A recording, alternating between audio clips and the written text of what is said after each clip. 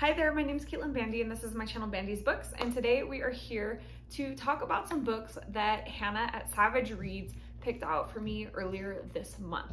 I've been having a blast doing these videos where a friend or booktuber picks books for me. I was really excited to see what Hannah was going to pick out for me this month, so if you'd like to see the original reaction video, you can check that out up here. So I have since completed all three books and I am here to review Hannah's picks. The first book that I read was A Place for Us by Fatima Mirza. This is a book about a family in the United States. They're Indian and they are Muslim, and they are having some struggles both with interpersonal communication within the family and with some pressures from society on the outside. We have three siblings, each of them has different things going on. We have the brother who in particular seems to be kind of a focal point of the story. He struggles with different addictions throughout the book, and he's also kind of a disappointment to his parents. Even though they never expressly say that, you can kind of tell. They have big ambitions for him and he does not really live up to what they are dreaming of. What I thought this book did really well was explore the difference between parents who have immigrated from one country and kids who are born here in the United States, and that kind of gap in between, like the culture. You have the kids who are wanting to be a little bit more independent, who maybe don't necessarily abide by all of their parents' cultural beliefs and are maybe rebelling a bit and pushing back. And you have parents who are, with the best intent, who are trying to keep their kids safe, who are trying to maintain their beautiful culture from the place that they came from. And it just causes a lot of clashing and conflict. And we see that with all of the kids in the family, and we see it not only from the children's perspective, but from the parents' perspective as well. I thought that that part of the book was really cool. We kind of get a really well-rounded picture because we see the story from so many different perspectives. That said, I did feel like this book was maybe a little bit longer than it needed to be. It was overall really well written, really thought-provoking, and I thought it did a great job of expressing all the difficulties that a family might run into. But I did find that it dragged for me a little bit in parts because it's so reflective and introspective.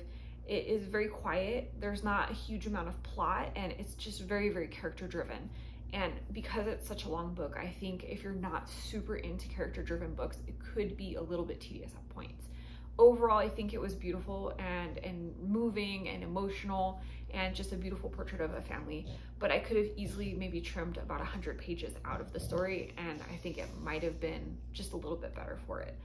I ended up giving this a 4 stars. I know that Hannah really loves this book. I also really enjoyed it, but for me, it wasn't quite a 5-star read. Then I read Empire of Pain by Radden Keefe. This is a book that gives us an explanation and a history of the Sackler dynasty, Purdue Pharma, development of OxyContin, and how the start of the OxyContin epidemic came to be.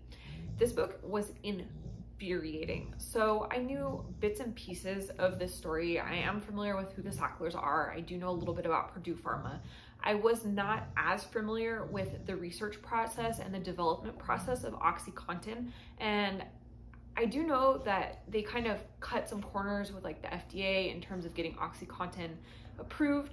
But when you get into the dynamics and the levels of what they did to make OxyContin so readily available, they pushed it so heavily. It was just horrifying. They were offering doctors insane kickbacks. They were offering their sales reps insane kickbacks.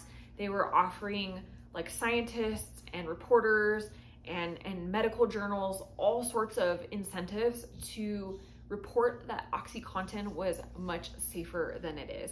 They basically were trying to say that although it was an opioid narcotic, that the way that it was time released was supposed to make it safer and less addictive, and that the only reason somebody might become addicted to it is because they had mental issues, not because of the drug itself. The convoluted logical loopholes that everybody was going through in order to get this drug approved and to continue to push it even after there was problems being recognized by medical professionals just made me want to rip my hair out. It was so maddening because this whole crisis seems like it was extremely preventable. And the Sacklers are not helped at any point in this book.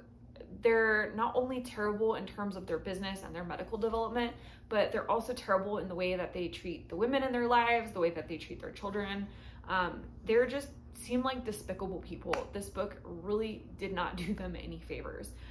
I will say that I really enjoyed the way that this book was written. It is kind of a reporter style, like very journalistic, which makes it easy to follow. There is a lot of information presented, and so it's easy when you have a book that's so information dense to get bored with it, but not in the way that this author wrote it. It was very easy to follow, very, very to the point.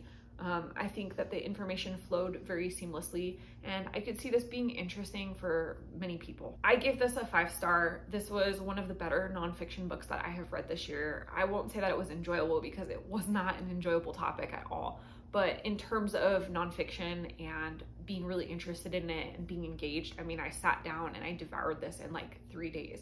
And considering what a big book this is, I think that's a pretty good pace to get through it. And then the third book that Hannah picked out for me was The Once and Future Witches by Alix Harrow. I coincidentally actually had a copy of this on my bookshelf, and that is because back in December when I went to visit my mom, we went to a used bookstore, and out front they had one of those 50-cent book bins, and this was sitting in it. I had heard it was a good book, so I snatched it up real quick, and it has been sitting on my TBR ever since.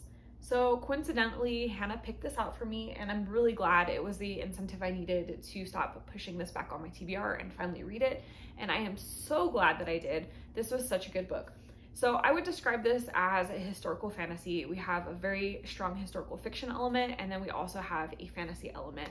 This book focuses in on 3 sisters, and these 3 sisters have come from a rough background. Their mom dies while they're very young, their father is abusive and not the best parent, and they have like a grandmother figure who is into witchcraft and kind of teaches them some spells and magic. But otherwise, magic is pretty much dead in the world. And this book focuses in on the women's suffrage movement and women's rights and like witchcraft and how all of these things tie together. It's a hard book for me to explain really adequately, but it was so good. I wanted to rush through this, and I actually kind of stopped and forced myself to savor this. This became my nightly read. Like, I like to take a hot bath and read at the end of the night and just kind of decompress.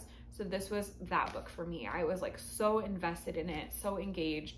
The dynamic between the different sisters was really interesting. The suffrage movement was really interesting. The way the suffragists viewed witchcraft and women that were interested in witchcraft was super interesting. The tension between just all of these different factions in society at the time. The tension between the sisters was fascinating, like their whole family dynamic and trying to figure out like why certain ones left and why certain ones got left behind, injuries, all sorts of, it's just, there's so much going on, and it seems like it would be overwhelming, like it would be really easy to get lost within that story.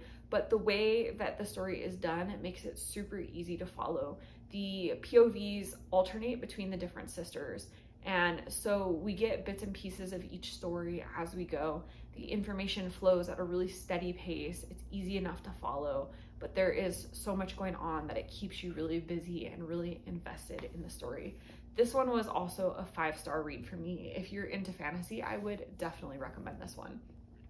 And Hannah, you asked me about the pacing in this book particularly.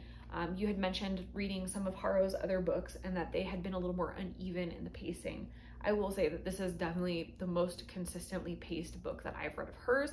However, my only comparison so far is a novella, which I find it's really hard to pace novellas. I do have an ARC of hers for Starling House, which is supposed to release, I want to say, in October. And I will probably be getting to that next month. So I may have more of an opinion for you after I read that.